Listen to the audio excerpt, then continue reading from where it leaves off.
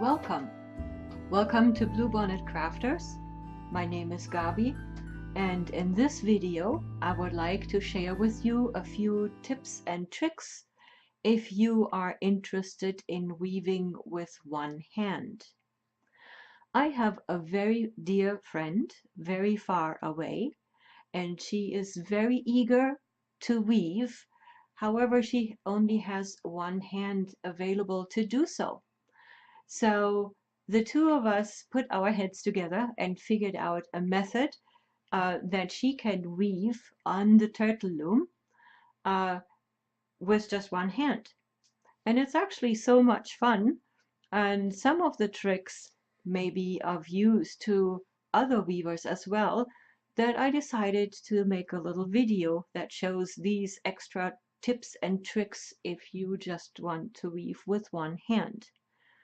First of all, you see here that I have pinned my turtle loom to a surface so that it's stable. This is a little kitchen table from my grandmother. I think she would be very honored if she would know. So this way I don't have to hold the frame. Secondly, to make it super easy, I would like to introduce the idea of what my children call a turtle egg.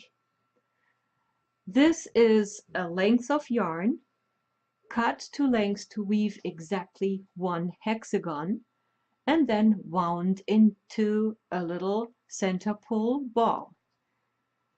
The beauty here is A, you don't need to cut the thread. B, if you pull out the thread, you will automatically get to, let's get there first.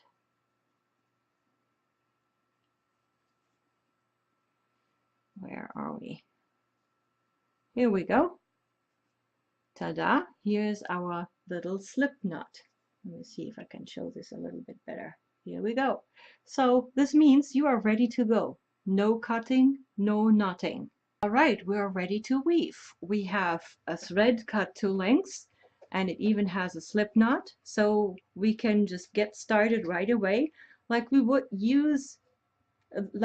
do with our regular weaving. We put the slip knot over the top white nail, and we get the end that we will use to weave the hexagons together out of the way, and then we take the long end, lead it down counterclockwise around the white nail at the bottom, lead it up to the first nail at the top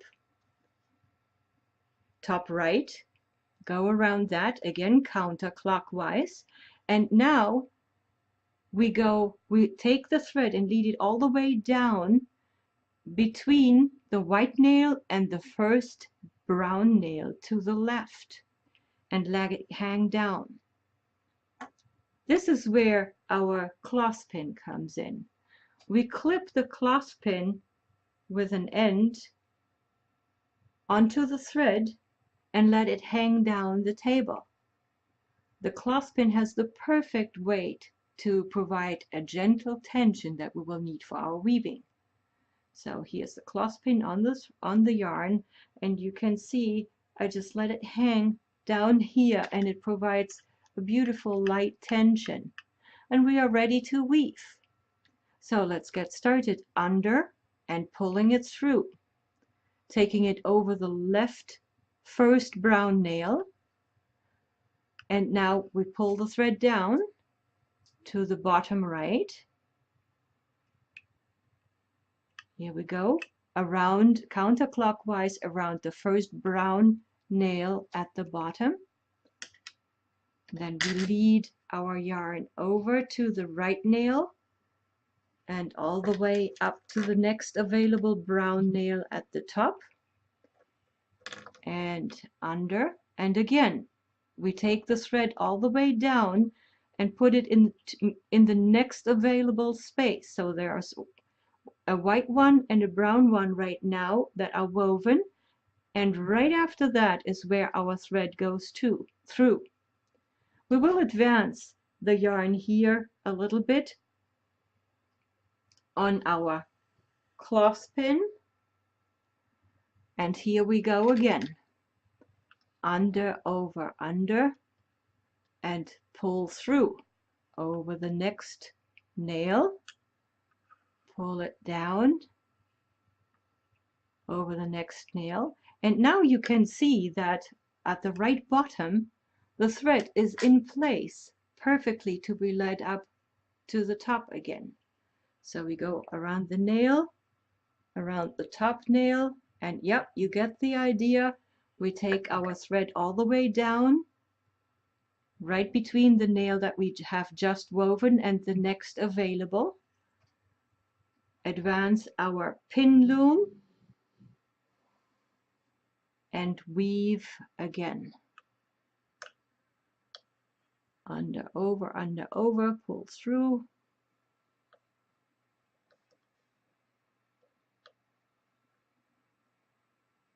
No, okay. Under, over, over. Here we go. Pull through over the next available pin at the top. Pull it down in place at the bottom. And you start to see how this works out just beautifully. We're ready to go up again around the next nail to the next nail at the top and around. Lead the yarn back down, put it between the nail that you just wove and the next available nail. Advance your pin cloth, your clothespin, and keep on weaving. Now, this is the bias weave part. Once you get to the second part where you fill in the center section, there is really no need to adjust anything, because all you do is just go over, under, and across. So the tricky part is the bias weaving part. And I think with this method, anybody can weave it. Actually, my daughter said that she likes the idea with having the thread at the bottom go through the next slot herself, because it keeps things orderly and it's easy to find out where you need to go. All right, and that is everything that needs to be adjusted for weaving with just one hand. Remember that you pack your threads once in a while, but other than that, a regular clothespin will do the job. And if you have it on a table, clamped to a table, it cannot run away. And a turtle egg definitely comes in handy. Not, you know, you don't need the turtle eggs, you can, but it's definitely helpful if you cut the 6 yards that are needed for weaving to length before you get started. All right. By the way, if you are interested in clamping your turtle loom to a table or to anything else to keep it sturdy in place, please contact me before you buy, because you see that I'm using a different base plate for this type of loom that you can actually clamp more easily to a table than the regular turtle loom. All right, there is one more tip that I would like to give you. The question that came up next is, how do we get those hexagons together? And the simple answer is use a simple clipboard. And I have it prepared, set up here to show you the principle. What I've done here is I have put 2 hexagons together, clip them together, and it is very easy now to just sew them single-handedly together. Probably, unless you are very patient, it's a little bit harder to get all the loops, but whatever you sew will be completely sufficient because these hexagons are rather forgiving. So we're putting the first two together right here. And I'm just showing you the principle. All right, and I'll just leave that right here. Now to add a third hexagon, you just take out what you have right here, fold it down, secure just the top one. I'm trying to do this with one hand. It looks a little bit crooked, but it's want to show you that it's perfectly doable. See here, let me move my table a little bit. Okay, and here I have the next hexagon ready. Lay them on top of each other, and here we go, sewing those together as well.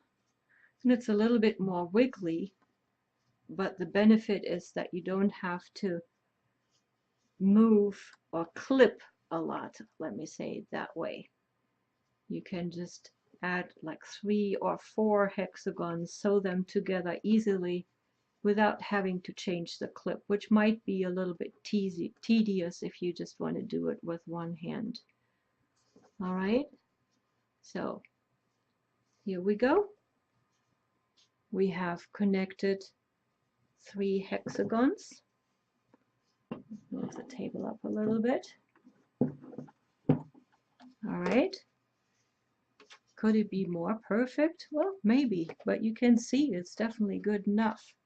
And if you have watched the other videos, you have seen that my recommendation is that within a design, you sew together rows first, and then rows, and then you join rows with rows. And this is a perfect example. So on this clipboard, build your rows first, and then you pretty much, once you get there, you clip the rows and you sew the rows right here. And that's all there is to it. So enjoy weaving on your Turtle Loom hexagon pin loom with one hand only. That's all there is to it. Thank you very much for watching.